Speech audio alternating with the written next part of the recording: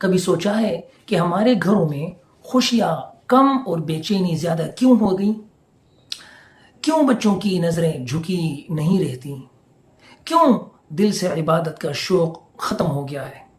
وجہ صرف ایک ہے، ہم نے شیطان کو دعوت دے کر اپنے گھر کا مہمان بنایا ہے۔ وہ T V screen, mobile screen جس پر کبھی قرآنی تلاوت گونجتی تھی، اب وہاں وہ چہرے نظر آتے ہیں جنہوں نے حیا، نکاح اور وفا کا مذاق بنا رکھا ہے۔ آج میڈیا ہمیں یہ سکھا رہا ہے کہ بے وفائی فیشن ہے، ناجائز تعلق محبت ہے، طلاق آزادی ہے، ماں باپ بوجھ ہیں، دین دبا کر رکھنے والی چیز ہے۔ والعیاذ باللہ۔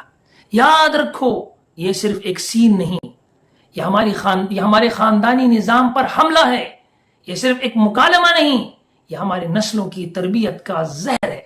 قرآن ہمیں بار بار کہتا ہے قل للمؤمنین یغضوا من ابصارہم، کہہ دو مومن مردوں سے کہ وہ اپنی نگاہیں نیچے رکھیں۔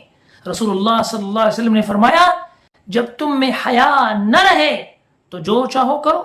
اور آج کیا ہو رہا ہے؟ ہم نے حیا کا جنازہ خود اپنے ہاتھوں سے نکالا، پھر روتے ہیں کہ دعائیں قبول نہیں ہو رہی، دل سکون میں نہیں ہے، بچوں میں ادب نہیں ہے،